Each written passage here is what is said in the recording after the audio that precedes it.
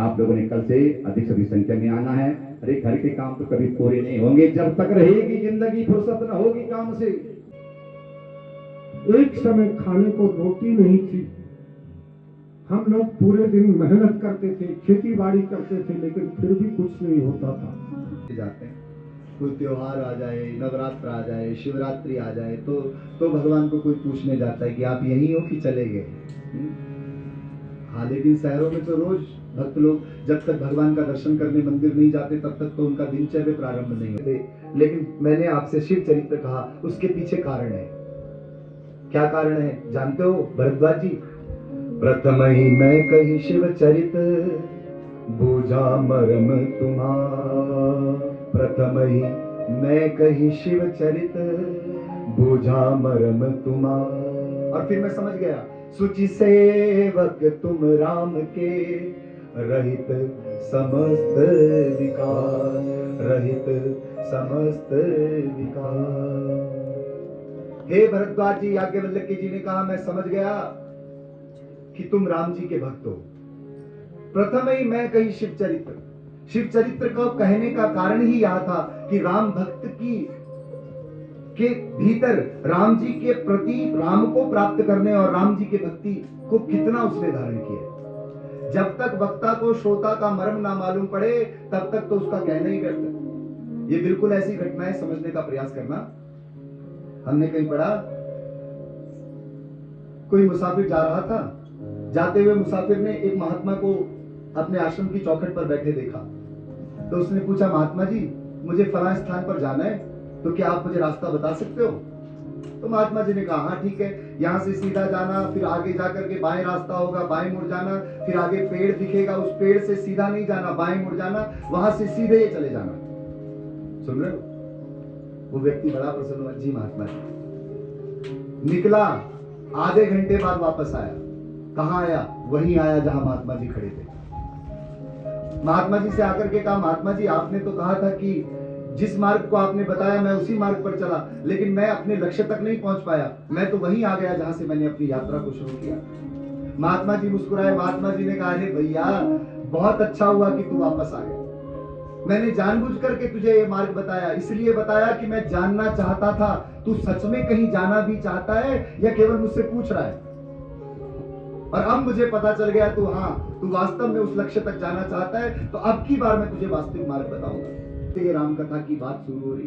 तो आइए जरा हम भी कैलाश के शिखर पर चढ़े, जरा भगवान शिव शक्ति को प्रणाम करें और कहें, कैलाश के निवासी नमन बार बार हो नमन बार बार हो, आए रे शरण तिहारी बोले धार तार तू। कैलाश के निवासी नमन बार बार हो, नमन बार बार हो, आए शरण तिहारी बोले धार तार तू।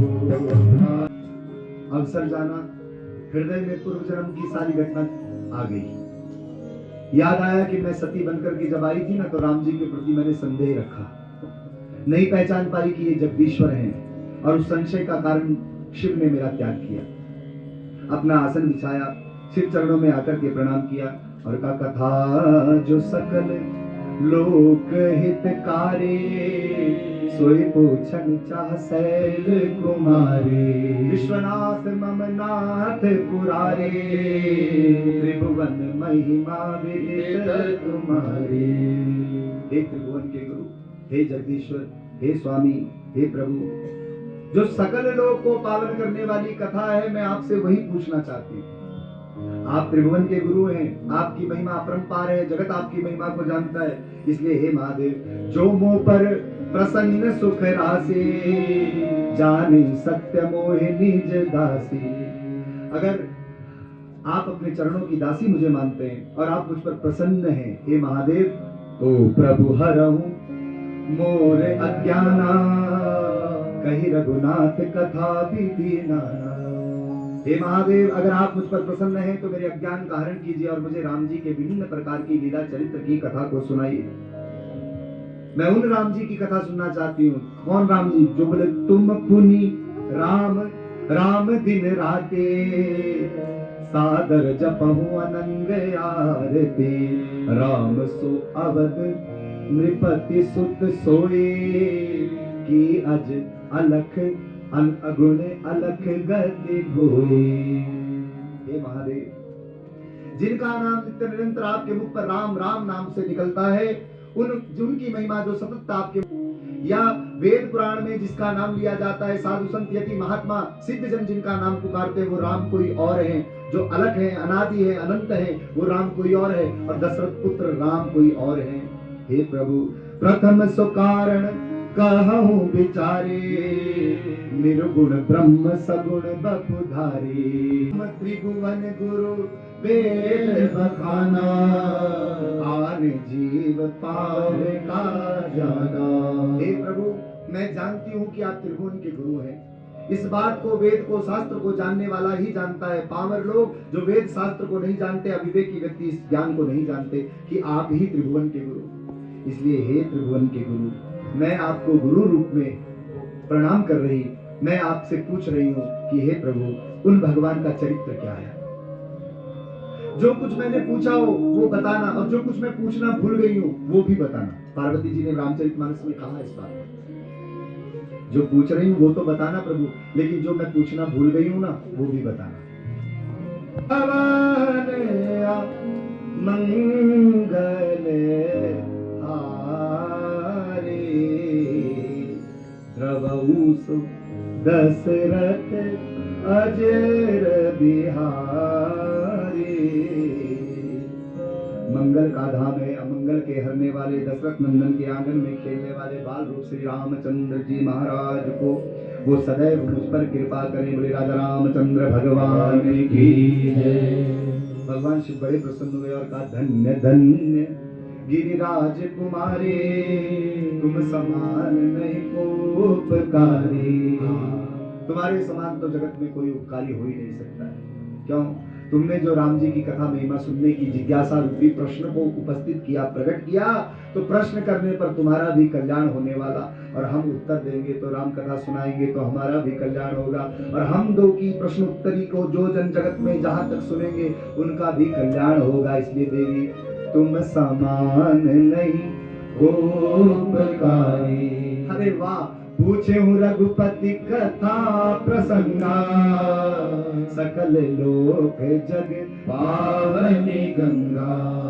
अरे देवी, सकल लोक को पवित्र पावन कर देने वाली कथा रूपी गंगा, दर्शन का फल मिलेगा कि उस घोड़े को दर्शन का फल मिलेगा,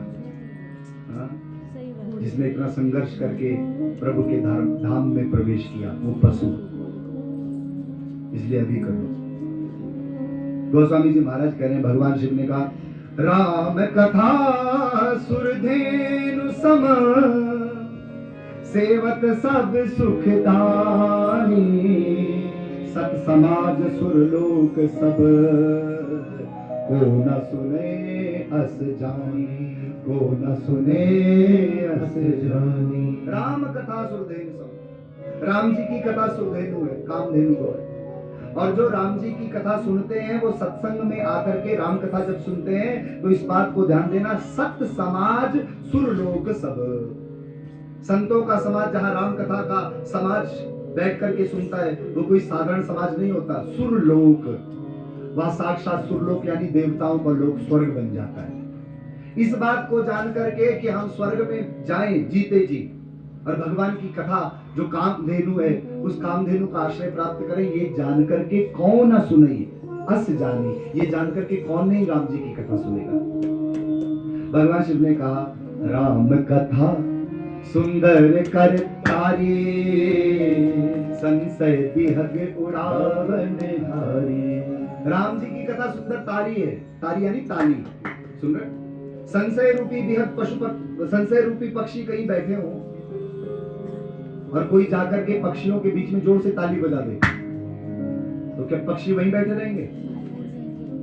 संशय बिहग उड़ावन हारी।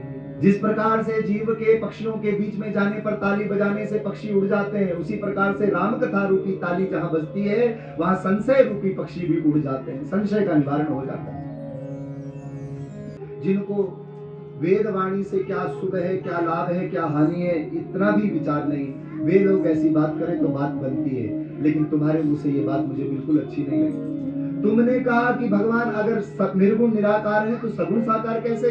तो मेरी बात सुनो देवी, सगुण ही अगुण ही नहीं कछु भेदा, सगुण ही अगुण ही नहीं कछु भेदा, गावहि मुनि पुराण बुद्ध वेदा। सगुण और निर्गुण में कोई अंतर नहीं है। बुद्धिजीवी, विवेकी लोग, प्रज्ञावान लोग, ज्ञानी लोग और सज्जन लोग इस बात को जानते हैं, मुनि इस बात को गाते हैं कि निर्गुण और सगुण में कोई अंतर नहीं। जाते हैं कोई त्योहार आ जाए, नवरात्र आ जाए, शिवरात्रि आ जाए तो भगवान को कोई पूछने जाता है कि आप यहीं हो कि चले गए। हाँ, लेकिन शहरों में तो रोज भक्त लोग जब तक भगवान का दर्शन करने मंदिर नहीं जाते तब तक तो उनका दिनचर्या प्रारंभ नहीं होता। अन्न का एक दाना मुख में नहीं जाता, पानी की एक घूंट भर भी मुख में नहीं रखते। लेकिन पहाड़ों की अपनी महिमा है भाई, यहाँ तो घर घर ही देवता विराज रहे हैं। हाँ, क्या अलग महिमा। लेकिन कभी कभी भगवान का दर्शन करने वाला जीव ये अभिमान धारण कर लेता है कि पता है मैं आज 2 बार मंदिर गया था। ये भी अभिमान हो जाता है। अरे हम 2 बार क्या 10 बार भी अगर मंदिर जाएं तो कौन सी बड़ी बात है। हम तो केवल 2 बार 10 बार भगवान को देखते हैं, लेकिन वो भगवान तो सतत 24 घंटे हमेशा हमें देख रहा है। तो हम अगर 2 बार भी देख लेंगे तो कौन सी बड़ी बात है। हाँ? एक तो कंजूस माताएं इतनी टकरती हमें कि ताली बजाने में भी कंजूसी। हाँ? ताली बजा करके समर्थन किया करो कि हाँ आपकी बात हमें समझ आ रही है, समझ आ रही। वो भगवान कौन है जो बोले नयन बिनु देखा, आंख नहीं है लेकिन सतत 24 घंटे वो कैमरा ऊपर लगा हुआ है, कौन क्या कर रहा है, क्योंकि बाद में हिसाब भी तो करना है। देख रहा है, एक को नहीं सबको देख रहा है। चराचर जगत में जलचर थलचर नभचर सबको देख रहा है। हे देवी, नाक नहीं है लेकिन बिना नाक के भी सुगंध को धारण करता है, ग्रहण करता है। असी सब भांति अलौकिक करनी, हे देवी उनकी अलौकिक करनी। असी सब भांति अलौकिक करनी, महिमा जासु जाए नहीं बरनी, महिमा जासु जाए नहीं बरनी। उनकी अलौकिक करनी का कौन बखान कर सकता है देवी? उनकी महिमा का कोई बखान नहीं कर सकता। राम जन्म के हेतु अनेका, परम विचित्र एक देका, परम विचित्र एक देका। भगवान राम जी का सगुण साकार रूप धारण करके धरती पर आने का कोई एक कारण नहीं है, अनेक कारण है। लेकिन उन अनेक कारणों में से 1-2 कारण, कुछ कारण मैं तुमसे कहता हूं क्यों भगवान धरती पर आए, क्यों उस निर्गुण निराकार ने सगुण साकार रूप धारण किया। क्योंकि बहुत लोग बोलते हैं कि भगवान धरती पर आते हैं, क्यों आते हैं? बोले दुष्टों का संहार करने के लिए। लेकिन विचार कीजिए, अगर दुष्टों का संहार करने के लिए भगवान ने धरती पर आना होता तो फिर भगवान की महिमा ही क्या है? हमने तो भगवान की महिमा में सुना है कि भगवान वो कर्तुम अकर्तुम अन्यथा कर्तुम सर्वसमर्था ईश्वरा, वो सब कुछ करने में सामर्थ्यवान भगवान ऊपर वैकुंठ में बैठे बैठे भी दुष्टों का संहार कर सकता है। तो केवल दुष्टों का संहार करने के लिए नहीं। पूज्य गुरुदेव आइए हम उनका स्वागत करें और विद्यमान परिवार से तिलक करके उनका आसन पर बिठाएं और उनका सम्मान करें। जय श्री राम कथा, जय श्री राम कथा, राम सब संग भागे, जय श्री राम कथा। श्रीमद् रामचरितमानस पुराण की जय जय।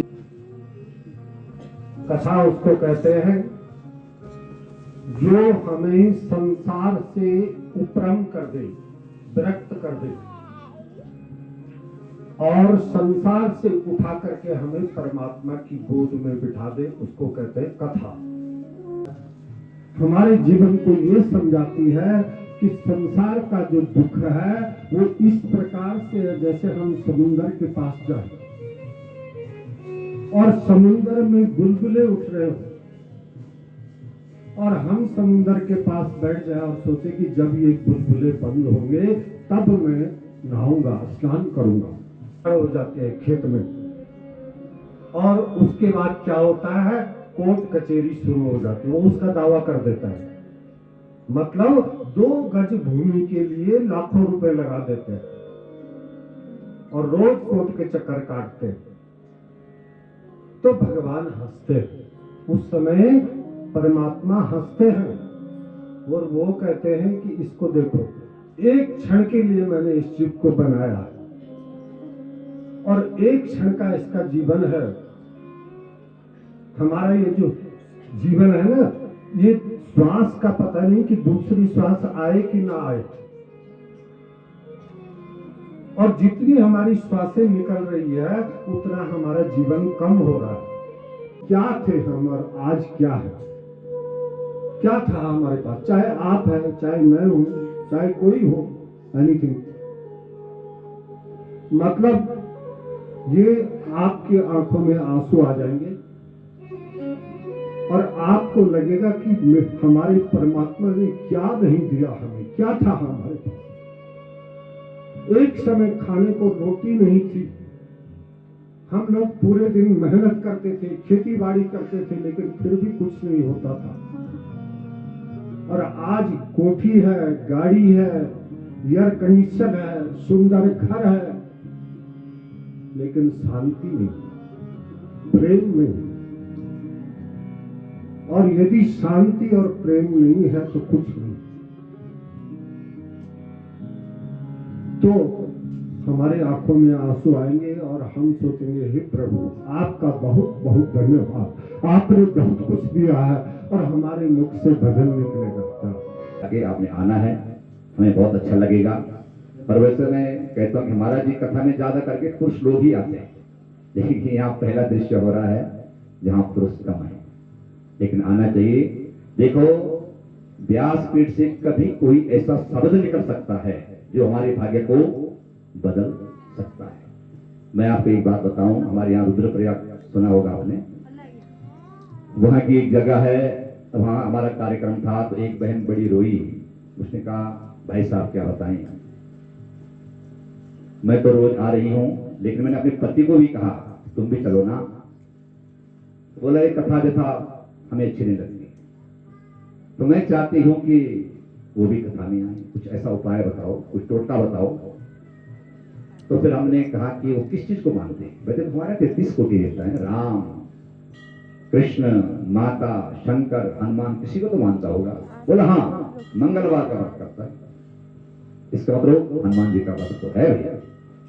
तो संयोग बस क्या हुआ, उसने बड़ी जिद की होगी, जो कहीं हार नहीं खाता वो पत्नी के सामने हार खाई जाता है ना, अर्धांगिनी है वो। अगर उसकी नहीं मानोगे तो भैया तब तुम किसी काम के नहीं होते। भले पिता के न माने, माँ के न माने, भाई के न माने, बहन के न माने, बेटों के न माने, लेकिन एक पत्नी ऐसी जो मना ही लेती है। एक तो बोल दिया होगा कि चलो भाई मेरी जाति भाई वहां कथा करने आ रखे हैं, हम नौटियाल थे, हम लोग नौटियाल हैं, उनको भी नौटियाल थे संयोग से।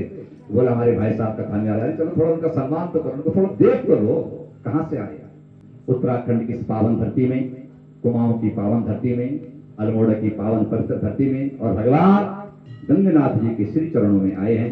ये लाइव चल रहा है, आपको दुनिया देख रही है, ठीक है। मैंने पहले दिन भी कहा आप लोग अधिक से संख्या में आए और बहुत सुंदर लग रहा है आपका जो परिधान है। आपके प्रधान की बड़ी चर्चा होती है, बहन जी को पता है जो सोनीपत रहते हैं, इस प्रधान में जब हमारी माता बहनें तैयार होती है तो देसी लोग तरस जाते हैं। आप लोगों को देखने के लोगों की आंखें तरस जाती हैं, मेरे कहने का मतलब ये है। इसलिए आइए, दुनिया आपको देख रही है, कैमरा लगा हुआ है, देश विदेश में हमारे गंगनाथ धाम के श्री चरणों में बैठी हुई जो माताएं हैं, जो बहनें हैं, जो भाई हैं, सब दुनिया आपको देख रही होगी और आपका धन्यवाद कर रही होगी। इसलिए आप लोगों ने कल से अधिक से अधिक संख्या में आना है। अरे घर के काम तो कभी पूरे नहीं होंगे जब तक रहेगी जिंदगी, फुर्सत न होगी काम से।